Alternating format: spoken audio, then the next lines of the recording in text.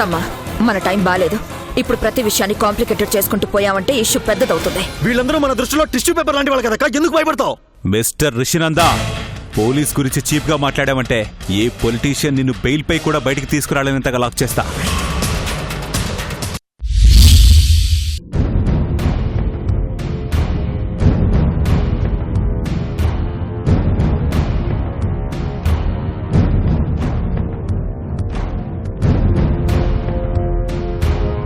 Lorry గారు,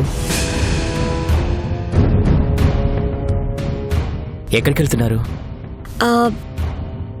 Avantika friend ఎవరో వచ్చినట్టున్నారు, అందుకే ముగ్గురికి కూల్ డ్రింక్ తీసుకువెళ్తున్నాను. మీరివ్వడమేంటి? దుర్గం ఇస్తుందిలేండి. పర్వాలేదు, నేను ఇస్తానులేండి. మీకెందుకీ పనులు? దుర్గమ్మ చూసుకుంటుందిలేండి.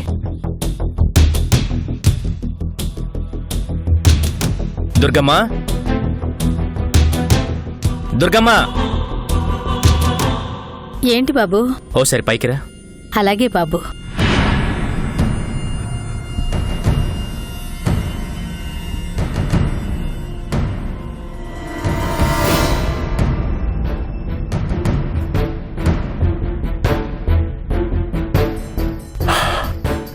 విషయం మొత్తం అర్థమైంది.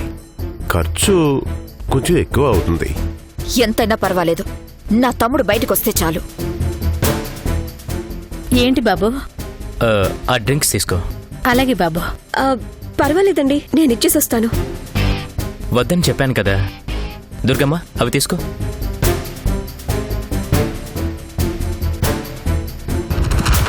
అవంతికి వాళ్ళ ఫ్రెండ్ ఎవరో వచ్చారంట. ఈ డ్రింక్స్ తీసుకెళ్ళి ఇచ్చేసాయి. అలాగే బాబు. నేను ఇచ్చేదాన్ని కదా, అనవసరంగా దుర్గమ్మని శ్రమ పెట్టారు. ఇందులో శ్రమేముందమ్మా, ఇది నా పని. అయినా వాళ్లకు సేవలు చేసే కర్మ మీకేం పట్టింది? నేనున్నాను కదా, మీరు వెళ్ళండి. మీరు పదండి.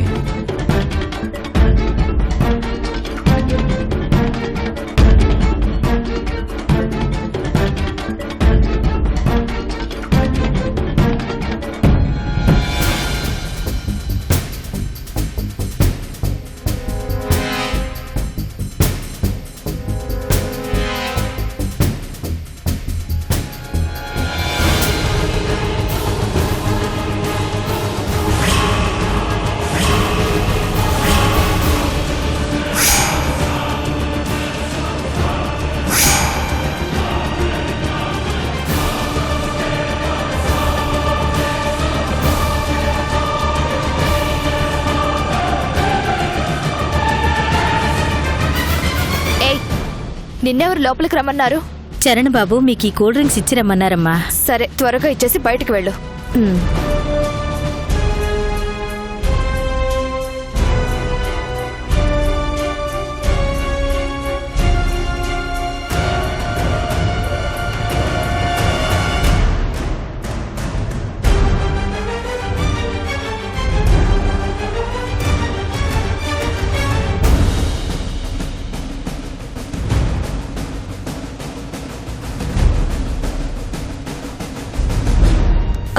ఎవరొచ్చారు దుర్గమ్మ?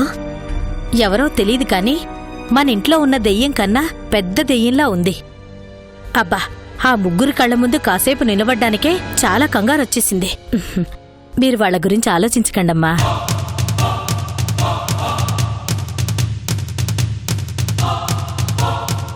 వచ్చిందెవరో చూసేదాకా నాకు మనశ్శాంతి ఉండదు. ఇక్కడే ఉండి చూస్తాను.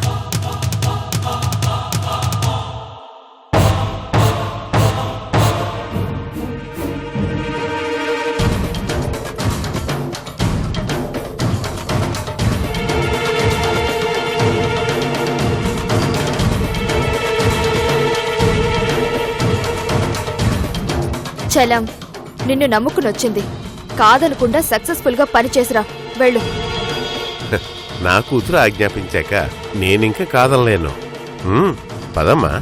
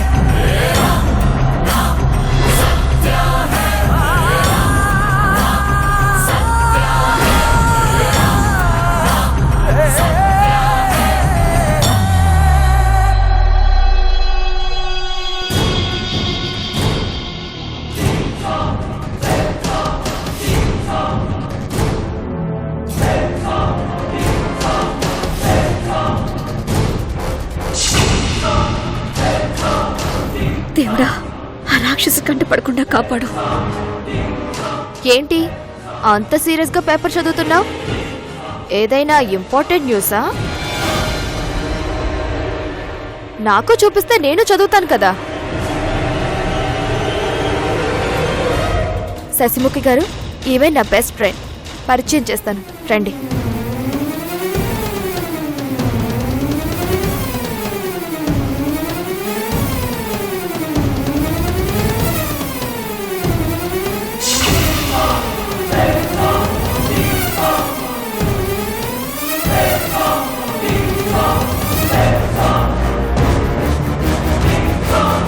భగవంతుడా, నన్ను రక్షించు.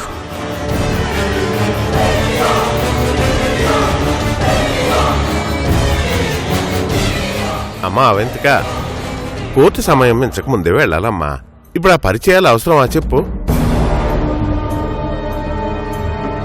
అవునండి, కోర్ట్ టైం అయిపోయిందంటే మళ్ళీ రేపటి వరకు నా తమ్ముడు స్టేషన్లోనే ఉండాల్సి వస్తుంది. ముందు వెళ్దాం పదండి. సరే, బాయ్ మై డియర్ ఫ్రెండ్.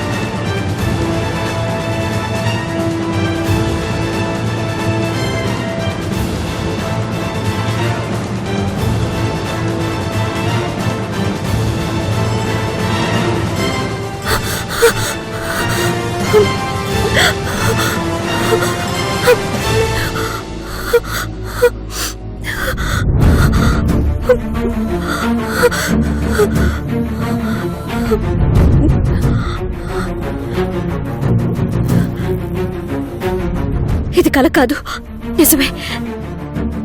వచ్చింది ఆ దుర్మార్గురాలే. కానీ ఇక్కడికి ఎందుకు వచ్చింది? వీళ్ళకి దానికి సంబంధం ఏంటి? నా గురించి తెలుసుకొని వచ్చిందా? నా గురించి తెలిసి వస్తే అలా సైలెంట్ గా ఎందుకు వెళ్ళిపోతుంది? నాకు ఎదురుపడి ఉండేది, నన్ను బలవంతంగా లాక్కెళ్ళిపోయేది. అంటే అది నా గురించి తెలుసుకుని రాలేదు.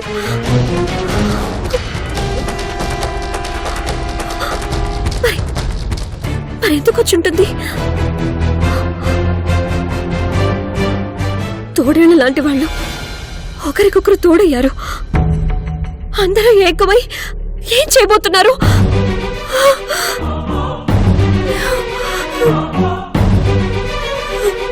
దేవుడా,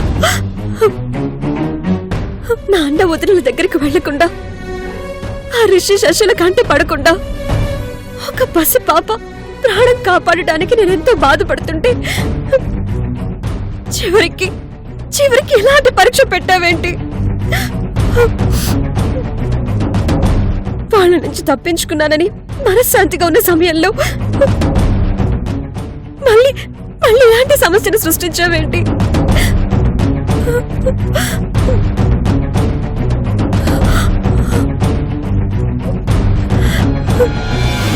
मुझे बहुत काम है विल्सन, बोल 100 करोड़ का डायमंड्स कहाँ है, बोल। मेरे को नहीं मालूम साहब, मैं सच कह रहा हूँ. కస్టడీలోకి తీసుకున్న తర్వాత నుంచి ఇదే మాట చెప్తున్నావు. 100 కోట్లు విలువ చేసే డైమండ్స్ సింపుల్ గా మిస్ అయ్యాయంటే ఎలా నమ్ముతాననుకుంటున్నావు? వాటి నువ్వే ఎక్కడో దాచావు, హ్యాండ్స్ మారేలా చేశావు. ప్రాణం కంటే డైమండ్స్ ఎక్కువ కాదు, బోల్. मुझे नहीं पता साहब, मेरा यकीन करो साहब.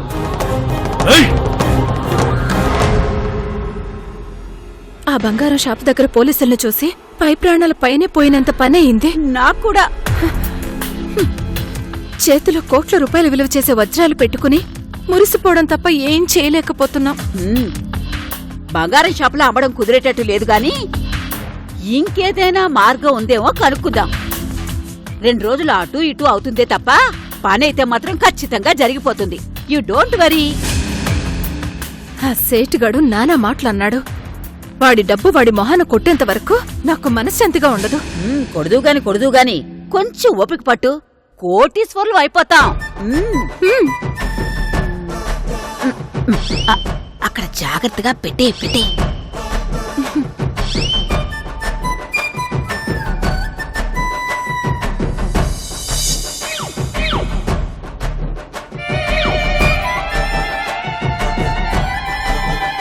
కస్తూరి, కస్తూరి, నిన్నే. జాబ్ లేదని కదా వీడికి ప్లేట్ అక్కర్లేదు, టేబుల్ మీద వడ్డించి తినేస్తాడు అనుకుంటున్నావు కదా. అయ్యో సారీ అండి, ఏదో పరధ్యానంలో ఉండి.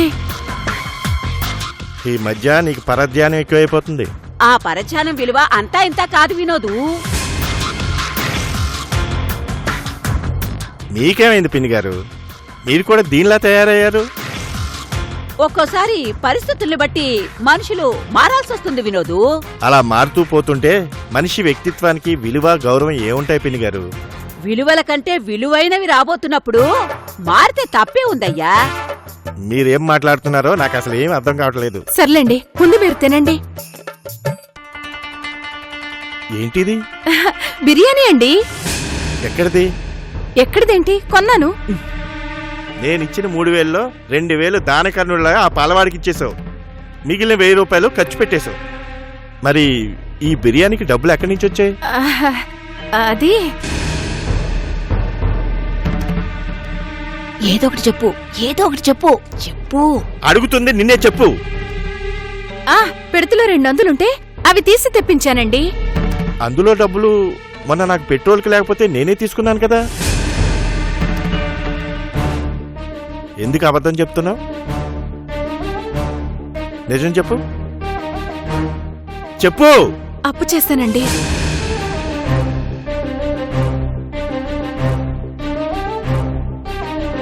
అప్పు చేసావా? అప్పు చేసి ఈ బిర్యానీ తినాల్సిన అవసరం ఉందంటావా కస్తూరి? అయ్యో, నాకు ఇంకా ఉద్యోగం రాలేదు, ఎప్పుడు వస్తుందో కూడా తెలీదు. ఈ అప్పులని నేను ఎలా తీరుస్తాను అనుకుంటున్నావు? నువ్వేం బాధపడకయ్యా, అప్పులన్నీ ఒక్క దెబ్బకి తీరిపోతాయి. ఎవరు ఎవరిని చెడగొడుతున్నారో అస్సలు అర్థం కావడం లేదు. ఏమండి? అయ్యో, నీ మొగుడిది ఒట్టి చారస్తాం గాని ఆకలిస్తే అతనే వచ్చి తింటాడు. ముందు మనం తిన్నావురా.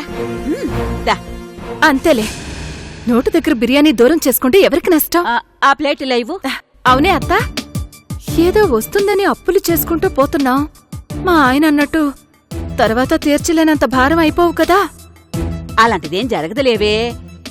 తిను, తిను. కానీ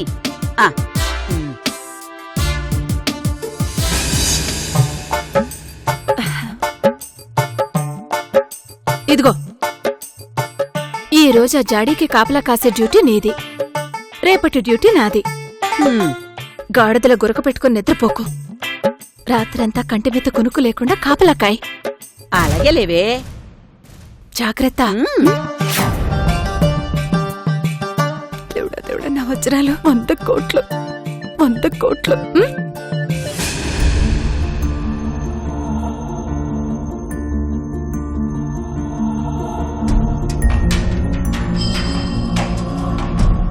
అయిందేదో అయిపోయింది, ఇక దాని గురించి మర్చిపోండి. లేనప్పుడు గంజన్నం తిన్నా పర్వాలేదు కస్తూరి, అప్పు చేసి పప్పన్నం తినకూడదు. సరే గాని, మీకు సడన్ గా 100 కోట్ల రూపాయలు దొరికితే ఏం చేస్తారు? నా కష్టార్జితం కాదు కాబట్టి ఆకలితో అలమటించే వాళ్ళకి, నీడలేని వాళ్ళకి దానం చేసేస్తాను. బాబు బంగారు, పడుకోనాయనా.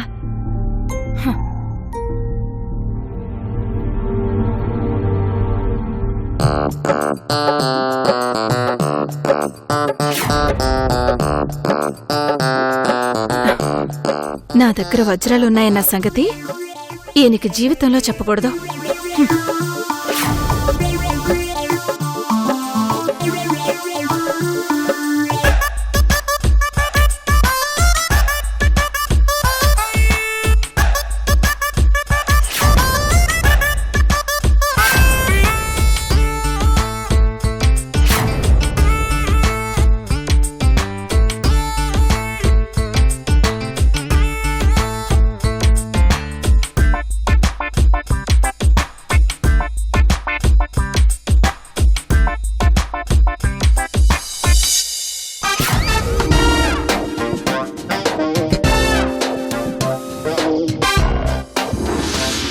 శాంతం,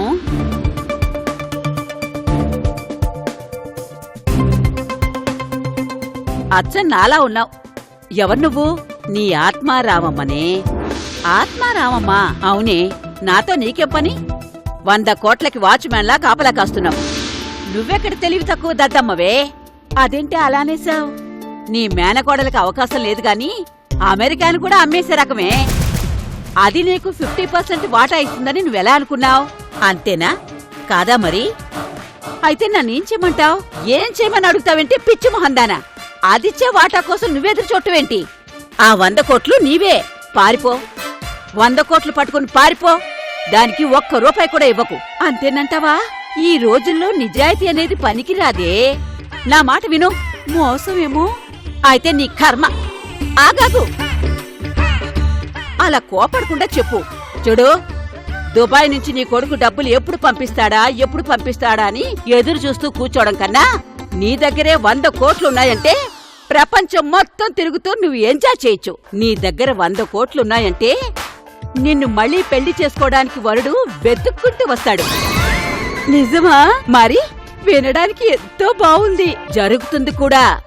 నీ లైఫే మారిపోతుంది. అందుకే నా మాట విని జంప్ అయిపో. నీ ఆత్మారామమ్మగా నేను నీకిచ్చే బెస్ట్ ఐడియా ఇదే. బాయ్. చాలా థ్యాంక్సే ఆత్మారామమ్మ. ఆత్మారామమ్మ చెప్పింది 100కి 100 కోట్లు నిజమే. జంప్ అయిపోవడమే మంచిది.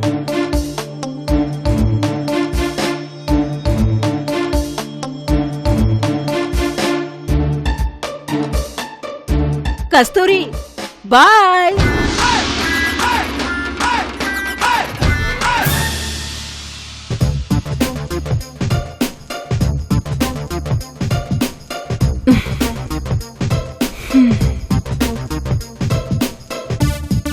ముసల్ది మేల్కొనుందో దున్నపోతల పడుకునుందో.